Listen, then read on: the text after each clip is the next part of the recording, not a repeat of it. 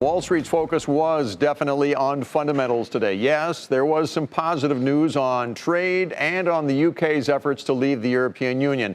But what really put investors in a buying mood was earnings, especially solid results from banks and healthcare companies. And that sent the broader market higher today. The Dow Jones Industrial Average was up 237 points. We're back above 27,000. NASDAQ was up 100. The S&P added 29. Bob Pisani is at the New York Stock Exchange with a look at today's rally. Stocks roared higher today with the Dow up more than 300 points at its high. Earnings, Brexit, a little bit of optimism on the China trade front all contributed to today's gains. First, we had earnings. J.P. Morgan reported strong earnings, but most importantly, the consumer side was strong with good growth in loans, deposits, and credit card. CEO Jamie Dimon reiterated that, saying the consumer remains healthy with growth in wages and spending combined with strong balance sheets and low unemployment levels. United Health also powered the Dow higher after a strong beat on both earnings and guidance that gave a boost to the broader healthcare sector.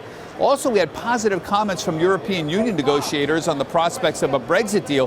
That lifted the markets in the middle of the morning. We've known a Brexit deal would be worth something to the market, but it's just been hard to quantify. Federal Reserve did specifically cite a hard no-deal Brexit as a significant risk. Finally, a little bit of warm and fuzzy feeling from China on the trade talks. The Global Times editor-in-chief said the Friday's meeting did in fact represent a breakthrough and that both sides have a strong will to achieve a deal. The Global Times is generally considered a mouthpiece for the Communist Party. For Nightly Business Report, I'm Bob Pisani at the New York Stock Exchange.